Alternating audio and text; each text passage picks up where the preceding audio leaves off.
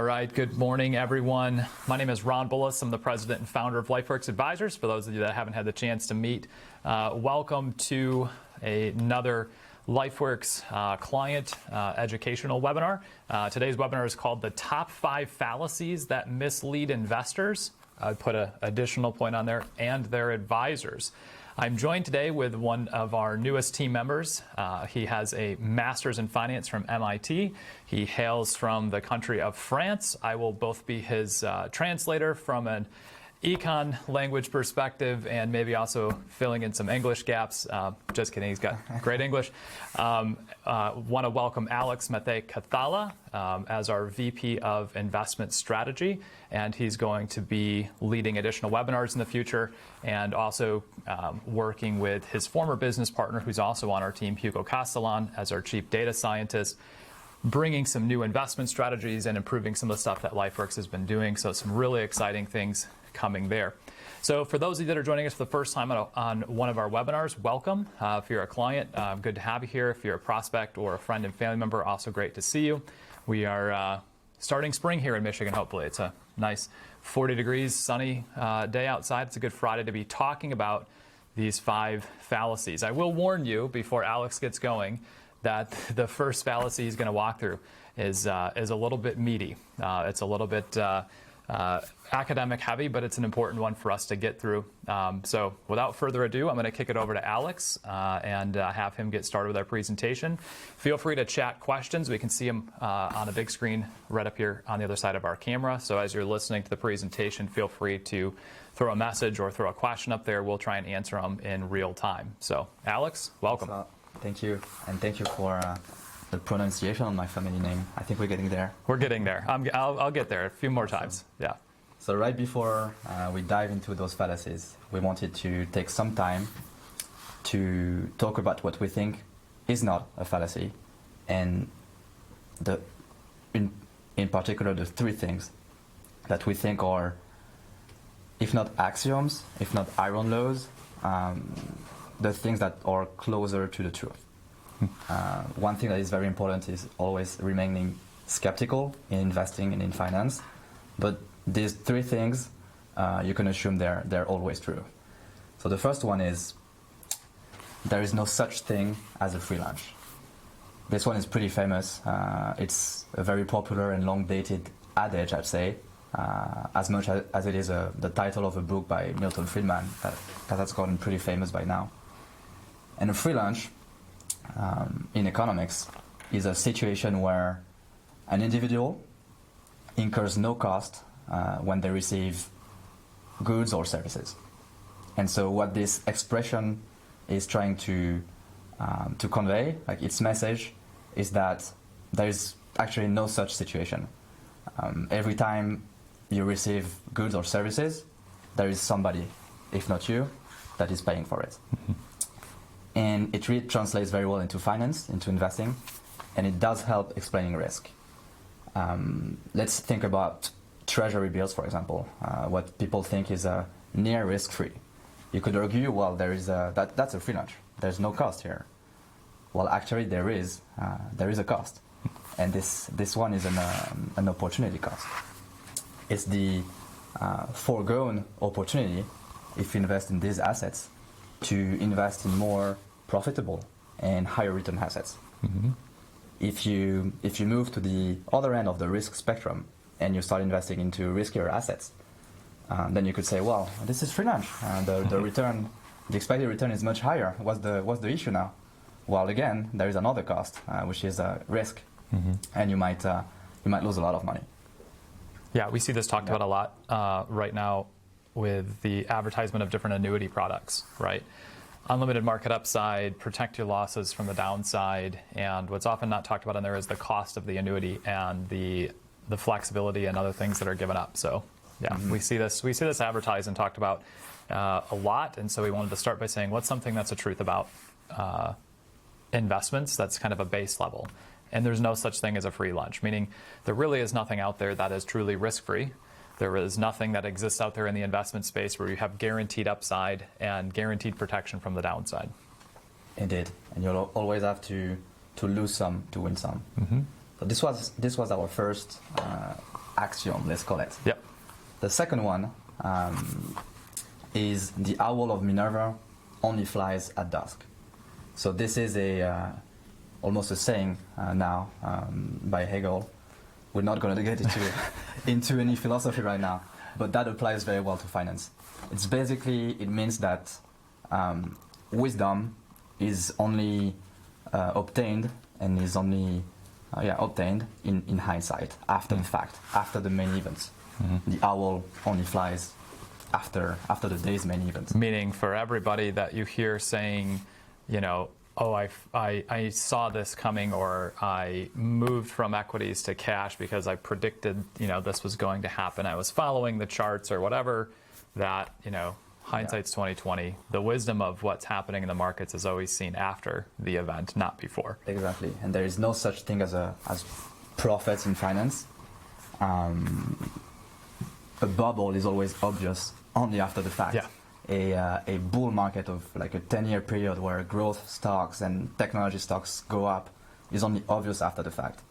And if you take, say, 1,000 investment managers, well, you could very well assume that they have a 50% probability to beat their benchmark, and reciprocally a 50% probability to be beaten by the benchmark. Yep. And that you will only experience in hindsight. And if you look at those hypothetical 1,000 investment managers over a period of 10 years, well, what you find out is only one out of these 1,000 guys has consistently beating the market every single year over 10 years. And even then, you're not too sure that this one last standing person or investment fund has gotten there out of skills or out of luck. So really the owl of Minerva only spreads its wings at dusk. That's a good one. All right, what's our third truth or axiom? And the third one is actually sort of a corollary to the first one, which is risk-free does not exist. There is no such thing as a risk-free asset, and even the most famous assets that people tend to consider to be risk-free, are not. Think about U.S. debt. Yep. Was telling you that the U.S. is never going to default.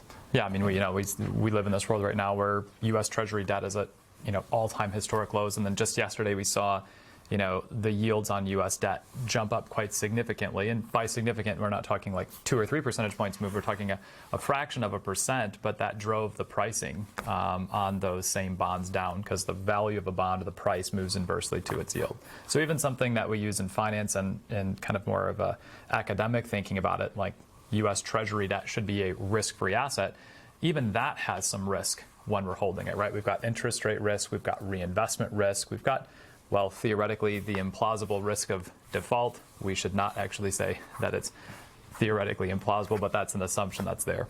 All right, so our 3 truths. No such thing as a free lunch, which everybody should get. The idea of hindsight and wisdom being achieved, or wisdom being achieved in hindsight, right? Yep. And then this idea that there's really no asset that's truly risk-free. All right, so let's shift gears. Take us through your top 5 investment fallacies that mislead 5. both investors and oftentimes their advisors. Top 5, let's do it. So Okay. 5, time diversifies risk. So on this one, Ron, Okay. we were very right. It's going to be pretty long, pretty heavy. So please bear with us. It's going to take maybe 10 minutes, but the last 4 are going to be much faster, much easier to grasp. Great. 2 or 3 minutes. Awesome. So this goes like this. Most investors are willing to allocate a larger portion of their wealth to risky assets if they have many years to invest. So the longer the horizon, the more risky you think your portfolio should be. Actually, one very famous economist called Samuelson from MIT debunked this one. And he was inspired by a conversation with one of his colleagues when he offered that person a bet.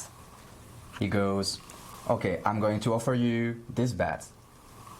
You can make $200 with a 50% probability, we'll flip a coin, or you can lose $100.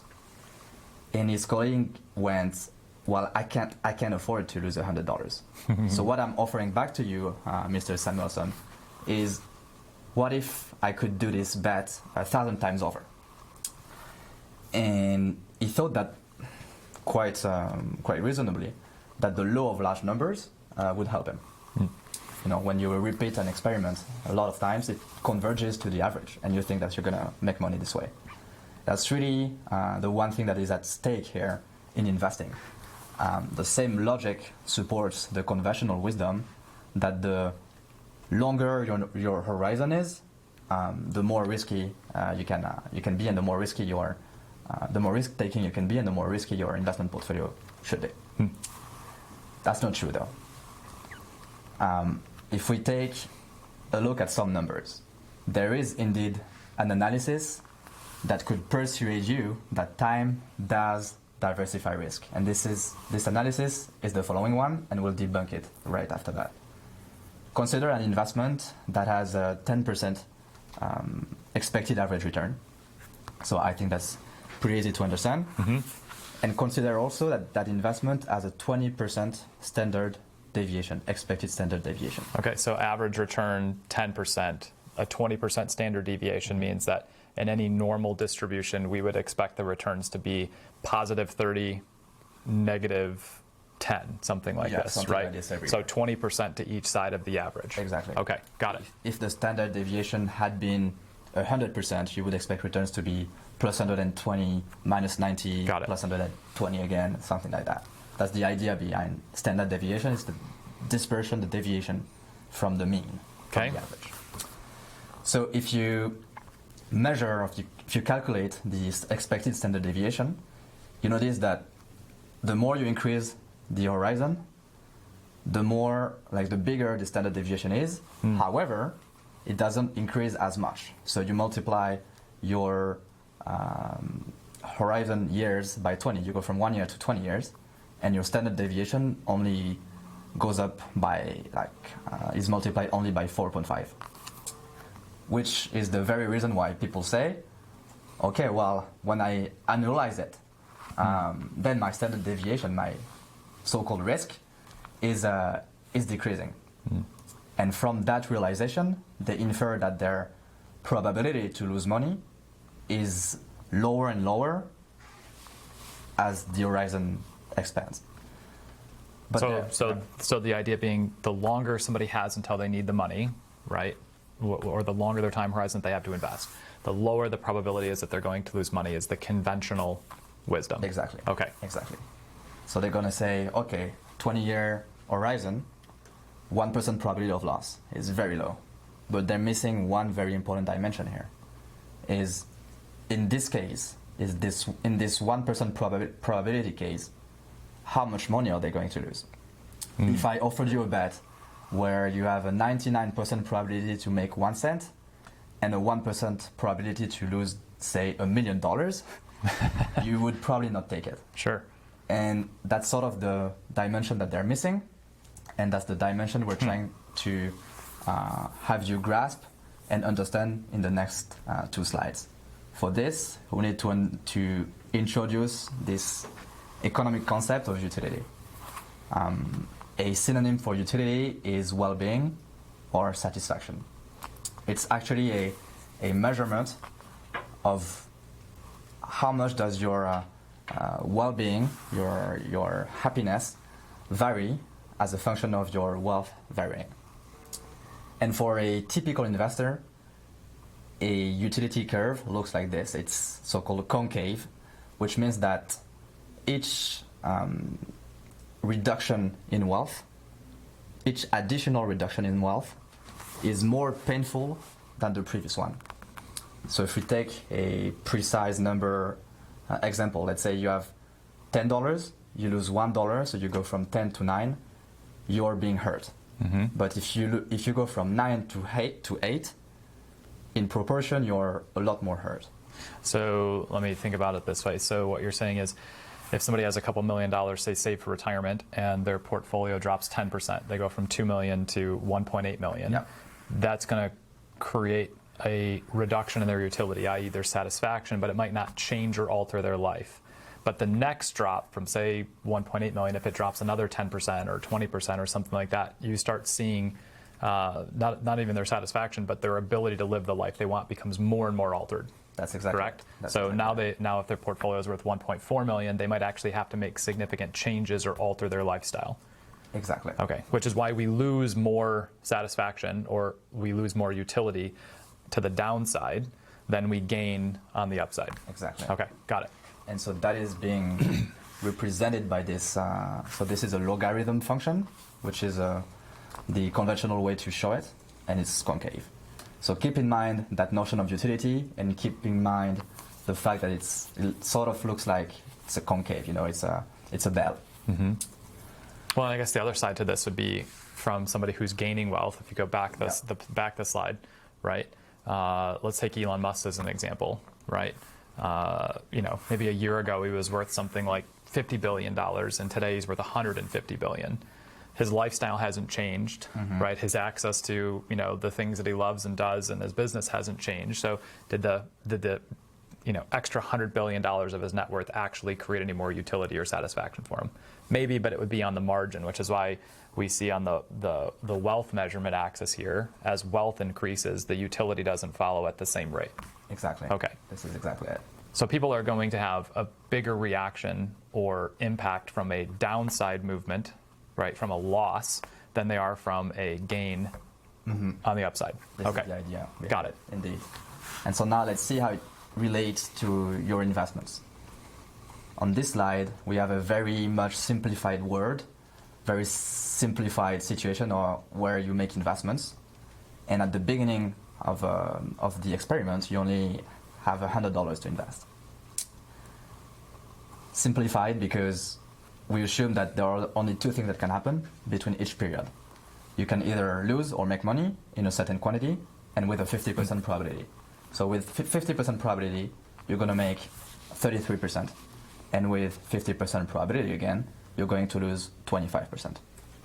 And we repeat that experiment. We can do it and go over and over again. And what's important here is to look at the numbers and how it relates to what we said 2 slides ago and on the utility slide. You notice that on the second period, as the horizon has expanded, there is only one situation where you've lost money. So in itself, you only have a 25% probability to lose money, compared to the first period where you had 133 and 79, so it was only 50% probability. It was bigger, bigger 50% probability to lose money. So it relates again to that conventional wisdom. Well, I grow my horizon, so I have much less probability to lose money. But what you realize here, and it's supposed to be illustrative of real life, is that the losing money case, the case where you've lost money, is a very, very painful case because you've gone down to 56. And if you apply what we've just seen before, the utility function to this to measure your level of satisfaction, what do you realize? Well, if you calculate it for the first state of the world, initial wealth, it was 4.6. So the math is pretty simplified here. It's like logarithm of 100. You could do this with a calculator. You'll find it. You say that. Yeah, that's pretty simplified. We could do it with a calculator at home, says the MIT Masters in Finance guy. But okay, I'm tracking with you. You're tracking? I'm tracking. If you do it again, and here it's getting interesting. Yeah. The math is just as quick with the calculator. For the first period, 50% probability times logarithm of 133 plus 50% times logarithm of 75, again, your level of satisfaction is the exact same. And now, second period, where you think that your risk of losing money is much lower, what is your utility here? Exactly the same again. It stays the same. Got it. So, all of these numbers, just to say, my horizon has been increased, but that doesn't mean I should take more risk. So the simplified approach that's used in target date retirement funds, college savings plans, glide path type of funds, which just assumes that if you have a long time horizon, the risk that you're taking in owning equities or owning stocks is diversified away because you have a bunch of time on your side. And this And this is wrong when you say that your risk of investing in bonds and equity is lower as the horizon increases. One thing that is true, but it's a different, you're on a different level now. One thing that is true is that it could be reasonable to take more risk as you're young, when you're young, than when you're old. But for a different reason. And the reason is because you have more human capital left. More earnings years, yeah. You have more years to still more earn. time to recover, more time to cut your spending also. But that's not because investments are less risky in the long term. Over time. Interesting.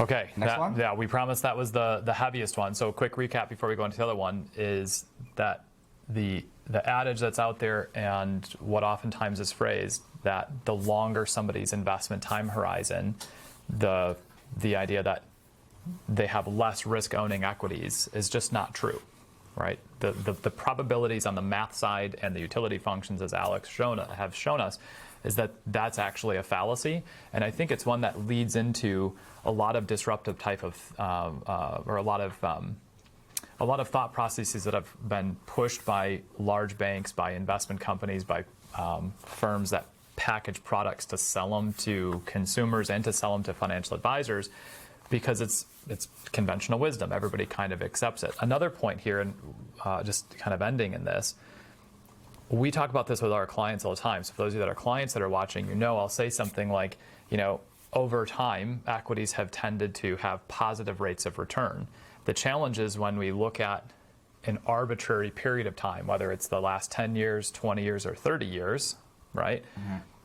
What we don't show is what that means to you in the real world. If your period of holding, say, equities would have been ending in March of 2020, right, where for 3 weeks we just had this rapid volatile downward movement, right, of 35%, right?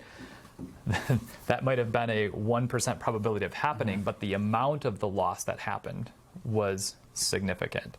So, okay. And that's what's painful. And that's what's painful. Yeah. That's what reduces the utility, and also what we need to be conscious of as long-term investors and wealth management advisors, and for you guys as our clients, is how we manage risk and how we think about it from a difference between what's possible versus what's probable.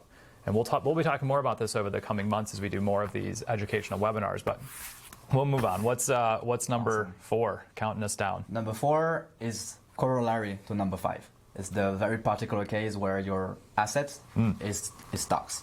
So we say time doesn't diversify risk, and now people say, well, stocks, they're not risky in the long term, which is not true as well. Look at this graph. What type of asset, like what type of period of window in time do you think this is? Most likely you're going to think, well, this is probably March 2021, COVID, so prices went down and then they recovered through the spring and the summer. Well, not really. This is a much longer time horizon. It's a 30-year horizon. And we are showing on this slide the value of the Japanese stock market, the value of their biggest market cap stocks.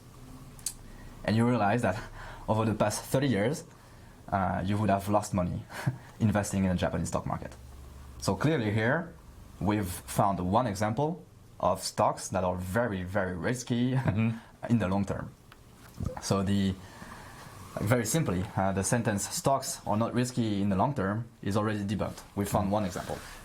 Now there are more examples. We just didn't want to bombard with graphs here, but you've got the developed markets in Europe, right?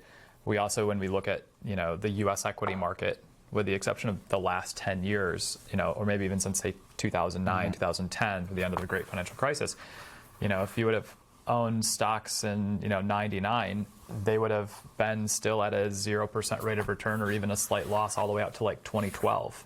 Right. Exactly. So even in our last 20 years, guys, we've had periods of time, what we would consider to be a long duration of time, where equities have either had a 0% rate of return or investors have actually been at a loss holding them for more than a decade. Exactly. And the very reason, and I've seen Ms. Yellen, the former chairman of the Fed, talk about it, the very reason for the past 10 years, the interest rates, as set by the Federal Reserve of the U.S., are very low and are kept on the ground, basically, is because of this fear of low growth, low inflation that has been plaguing Japan and Europe, as you just said. And if central bankers and economists fear that this might happen as well in the US, well, you might very well conclude that stocks are risky in the long term. If you have low growth in the next 20 years, I guarantee you stocks are going to go down. Next one. All right, number 3. Number 3 is pretty easy to debunk. This one is one of my favorites, actually. Is it? Yeah, Okay. I mean, I probably have 10 to 15 calls a week with clients and advisors and prospects. And this is oftentimes one that we run into with other advisors and with new clients to LifeWorks that have been used to talking to us about this with their advisor, which is this idea that I want to hold off for just a little while. Like I think the market's going to pull back a little bit. I hear the word pullback all the time. I think there's going to be a pullback, and then I want to get in. So this is my favorite one. So blow this one to smithereens for us. We'll post these slides afterwards too. So if anybody wants to go through the slides and go through the data, we'll happily provide it to you. But blow this one to smithereens for us. The quick answer is over the past 10 years, at least once a week, you've had an all-time high. So at least once a week in the U.S. equity markets, say like the S&P 500 or some other major index, has achieved an all-time high. Exactly. Okay. So when you look at the numbers, so once a week is one in 7. If you count only trading days, it's 1 in 5. But let's keep to one out of 7. See, some years you have 50 days out of 250 days, so 1 out of 5 that are all-time highs. Other years, 62. This year, 10 already, although it's only been 2 months. Not even 2 months. So if you stay true to your principle, which is I will not buy because the markets are high, well, you will end up never buying. Because one thing is being at the all-time high. A very similar thing is being 2% or 3% close to your all-time high. And the truth is 30, 40, 50% of the time, you're in this area, in this region, where you're very close to all-time high. So you will end up never investing if you believe this fallacy is true, and you will incur a huge opportunity cost. And I think that's why it's really important, and one of the things that I think LifeWorks has done well, bragging a little bit here, and our team, when we focus on this, we tell people that we shouldn't be thinking about timing the market. We shouldn't be thinking about just taking a generalized approach, which we kind of debunked that fallacy in the beginning, that, well, if we have a long timeline, we should just own stocks, right? We should be we should be putting our money into investments that we believe are going to create a long-term store of value over time, and that are appropriately matched to the cash flow needs of our clients, like when they need the money, right? So this idea that anybody, including us, could somehow look at charts or be in the know or watch the news and time the markets, I would think this one by now in 2021 would be completely debunked. I hear it every week from advisors and from prospects and clients that, maybe we'll just wait for a little pullback until we get in. And I think to myself, well, if somebody would have said that in, like February of 2020, would they really have put all their money back into the stock market in, March 23rd when we were down 30%? And then if they would have said, okay, well, yeah, I did, and then the market went up, right, and they had more money to invest, would they have put it in again, or would they say, well, now we're back at all-time highs again? Exactly. Right. Exactly. So this is one that I run into all the time, and it's one of my favorites to debunk. So it is a good one. There's just no market timing out there. The owl of Minerva only flies at dusk. You will only realize it was a down market in hindsight, or up market. Yeah, you never hear of somebody talking about going to the casino and losing money. At least in my opinion, everybody that likes to go to the casino and gamble always tells me how much they win, and they just say something like, "I won $1,000." They didn't tell me that they spent $1,200 to win the $1,000. But anyway, we'll digress. Same finance. All right. So if you're waiting for the market to pull off of the highs before you put money in, right? That's a form of market timing, and it's a sure path for failure. Next one. Number two is. Oh, this one might be my really. This is like so another favorite. This is really close. Yeah, really close. Yeah, I like it as well. The number 2 is you should spread your portfolio contributions over time. It's also known as, very famous phrase, dollar cost averaging. Dollar cost averaging. I've heard so many finance people praise it, surprisingly, as if it were a way to cut risk.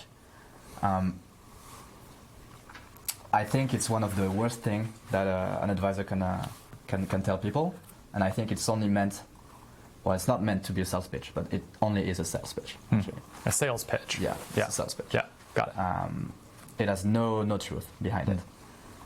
We ran some analysis to show that this is not true, that you should do it is an awful piece of advice. And so before you go there, let me just unpack it from a financial advisor's perspective here. So, in 14 years of doing advising with clients and talking to advisors as well, you hear this advice dollar cost averaging. Essentially, it's just putting a little bit of your savings or your investments into the market on regular periods, over time, whether it's every week or every 2 weeks, or even if you had a large chunk of money to invest today. I have heard advisors tell clients well, maybe we should spread this out and do 20% now and 20% in a couple months and, step into the market, right? That's the idea of dollar cost averaging. It's this idea that you don't care whether the market's high or low. That's a good thing. You're just constantly putting money in, right? So let me be really clear. The one thing that I would tell somebody is really wise about this idea of dollar cost averaging has nothing to do with the investment rate of return. It would only be in the sense of discipline, right? So there is something wise about having this disciplined commitment to regularly saving or regularly investing dollars in the market. That's a good thing. But from a pure investment analysis, is putting a little bit of money to work regularly in the market over time better than just putting all of it in the market today, whether it's the highs or the lows, doesn't matter, and then having it sit for that same time horizon? What's the answer? So the answer is, we looked at 100 years of data. We ran 2 strategies. So the first one is you do this dollar cost averaging for 10 years and you repeat it every year. So you have 10-year rolling horizon. A rolling 10-year horizon, okay. And then the second strategy is you do a lump sum investment at the very beginning of those 10 years. And what we realized is in 72% of the cases, of occurrences, you would have overperformed if you had put all your money in the very beginning. And that's very consistent with the very assumption behind investing, which is on average you expect a positive return. While if markets go up on average, well, you're just better off investing as soon as possible. Sooner the better. Yep. Number 1.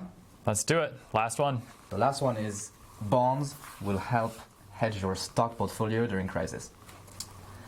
The conventional wisdom is that there is a negative correlation between bonds and stocks, which means when stocks will go up, bonds will go down, and when stocks will be hit, bonds will help you weather the storm. The other conventional, piece of conventional wisdom is that this relationship is just natural and it's enduring. It's treated as axiomatic. It's treated as if it's the law, right? You see this in, a balanced portfolio concept or a risk parity type of concept or something like this, right? That there is a axiomatic relationship between stock prices and bond prices. Exactly. And when you look at the actual data, which we are doing here in this graph, you see the contrary, the opposite. Equity bond correlation is not natural, it's not enduring, and it's very volatile, very time varying, and sometimes it's very negative.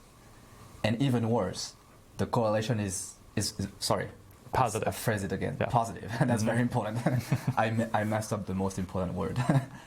Very, very positive in these periods where you actually need it to be negative, which are the crisis periods. So when there is a market sell-off, which is the very moment you need your bonds to hedge your stocks, that is the time where bonds are most correlated to stocks. That's what we show here. Great recession, COVID last year. During a given week, everything is setting off. Everything is going down. And this is even a little bit of a more, I'm going to say, conservative or rosy picture of this, because Alex and his team ran this on an annualized basis. If you actually look at the correlation between bonds and equities on a daily basis, right, you find that there's even bigger spikes where it gets even worse, meaning the likelihood of bonds, say, falling in value at the same time stocks are falling in value, and you look at it on a day-by-day basis over a long period of time, there actually are a lot of opportunities where you'll see both stocks falling aggressively and bonds falling at the same time. Look at yesterday. Yeah, yesterday. Yeah. Bonds fell, stocks fell, gold fell, Bitcoin fell, everything fell. Yeah. Well, we saw this in March of 2020 as well, where everything was being sold off indiscriminately. Bonds were falling, stocks were falling, right? Exactly. And it wasn't until the Fed stepped in with its massive bazooka, the Fed put, as we call it, and just said, we're going to buy everything, essentially. We're going to buy all these bonds and unleash all this capital, that we saw fixed income kind of stabilize, and then it came back up quicker than equities did, but then equities started rallying as well. Okay. So our number one fallacy is that bonds are a natural hedge to have in your portfolio against volatility with stocks. Exactly. Number two was dollar cost averaging is beneficial to you. We showed it's not. Number three was you should not invest when market is high. Well, actually, if you have money, if you can afford it, you should. Yep. Number four was stocks are not risky on the long run. Well, we've shown Japan is risky, Europe is risky, and there are many fears in the market that the US might be the same. And number five was my personal favorite, that time does not actually diversify risk. Yeah. Awesome presentation. This is the first educational webinar for our clients in 2021. We've had a couple of client market updates. For those of you that are prospects that aren't clients of LifeWorks, be watching in your email inbox. We'll be sending out some follow-up so that you can have some opportunities to book some time on our calendars and understand how we approach investments that's different than the traditional firms out there. And for those of you that are clients or friends and family members of clients, we hope that you found this presentation to be fun, interesting, engaging, maybe even a little challenging. Took me back to macro econ 20 years ago at Calvin College here in Grand Rapids. We're going to hang out here for a couple minutes and see if anybody has any questions that they want to throw up. We'll keep the live stream open here for a few. If you got to jump off and make it to work, have an awesome weekend. I hope the weather wherever you're at right now on this Friday is beautiful and sunny, and that you and your family are safe. Again, I'm Ron Bullis, the president and founder of LifeWorks Advisors. This is Alex Matei Cathala. He is our vice president of investment strategy, just recently joined our team.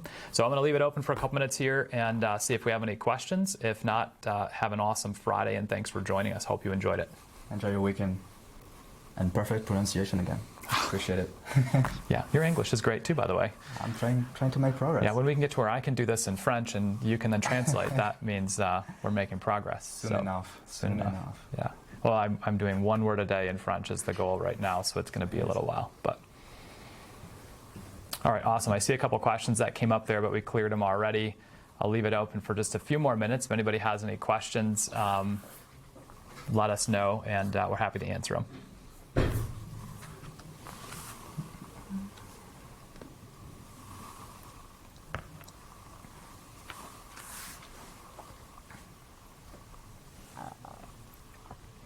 All right. I don't see any questions rolling through right now. So again, I hope that everybody has an awesome weekend. Thanks for joining us. Be watching in your inboxes over the next couple of days. We're going to be sending out announcements for the next series of webinars that's coming up. We're going to be covering things like the LifeWorks retirement income system, digital assets, i.e. cryptocurrency, Bitcoin, Ethereum, things like that. Should we own it? Why? What does it mean? We're also going to be talking about something that's a favorite topic for Alex and his business partner, Hugo, which is quantitative investing. What does it mean? We're going to be breaking it down, talking about that. And we've got a pretty exciting list of additional webinars and guests coming up still in the spring here. So God bless. Have a great rest of your weekend. Take care, everybody. Au revoir. Oh, hang on before I sign off. We had two questions pop up. Okay, first one I'm going to take is from Pete. Is it smart to hedge with puts when the market is generally up? Let me take a stab at this one first, and then if I slaughter something, you can jump in. I'm going to say it depends. It depends on your unique situation. So the way that we address it for our clients here at LifeWorks is to say, when do we need to spend these dollars, right? So Alex kind of debunked this idea that, time diversifies away risk, right? So if you're looking at investment dollars that you need to spend next year or 2 or 3 years from now, maybe even 5 or 6 years from now, then yeah, it might be very wise to, purchase some puts and create essentially a floor on your investments. That's one of the strategies that we use for our clients now. We call it our protected portfolio, where we're buying, U.S. large cap equities, and then we are, buying long dated puts to essentially create a floor. So what we've done is, instead of relying on bonds to potentially be the hedge, we've actually intentionally allocated dollars in our portfolio to an asset class that is truly negatively correlated, meaning when those stock prices fall, the value of our puts are going to increase, and they're going to create a buffer there. So Pete, is it smart to buy puts? It's going to depend on when you are planning on spending those dollars, right? But if you're spending dollars in what I would call the near to intermediate term, meaning you need this money in the next 10 years, then yes, I would probably say, as a broad answer to that, it's a good option to look at. Totally second it. Second it? All right. Next question we have is, if probability was 72% for investing all in, how does this equate to market does not always increase over time? Yep. So I'll let you take that one. I'll take that one. Thank you, Susan, for asking. So this 70% number was actually derived from looking at 100 years of data. So over the past 100 years, you definitely experienced times where market went down, more times when market went up, and the average ended up to be 72%. Like in 72% of the cases, you are better off doing a lump sum investment. Now, to answer your question in a different way, well, if market does not increase, which means you expect market to go down, let's assume consistently in the future, well, of course, this 72% number becomes 0%. In 0% of the cases, doing a lump sum investment now will help you and will make you better off if the markets go down. But if this is your expectations for the future, you should just not invest at all. Yeah. So if we expect a positive rate of return over time for our investing, from the actions we're taking today as investors, then 72% of the time we'd be better off to put our money all in today than to try and systematically put it in over time, right? The difference here is, if you're thinking about somebody who's, say, in their 30s, I'm 39. If I'm saving or investing my dollars for retirement and I'm doing it in a standard or traditional way, funding my 401k through payroll, right? Well, that's not quite the same thing, right? That theoretically is a dollar cost averaging, but I don't have all of those dollars today to invest. So I don't have the opportunity, right, to put it all in the market today. So when people are saving and accumulating for a goal in the future, they tend to be putting in money periodically over time, and that's okay. What we were talking about here is somebody who is specifically saying, like, making a conscious decision of investing all my dollars today versus putting a little bit in over time sequentially, something like that. So great question. Great question indeed. Yeah, so in a comment up here from Dave, standard financial advice from advisors about elderly clients going into bonds, that being safe. I think we might put a webinar out there actually about the risk investors face currently today. That's actually a good idea. Let's do that. It's a very good one about the risk that investors face today in the fixed income markets in the bond space. I think that would be a fun one. We're actually going to have an email about inflation and awesome. Rising yields. Cool. So that relates to it. Awesome. Good questions. We'll leave it open for a couple more minutes. If anybody else has some additional questions, I see we still got a couple dozen people watching the live stream here. So if you have a question, fire it at us. We'll keep it open for another couple minutes.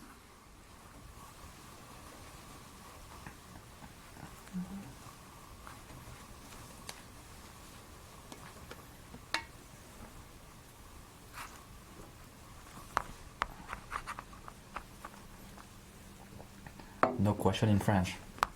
I'm disappointed. We'll tell them next time they can send you questions in French. Or Spanish.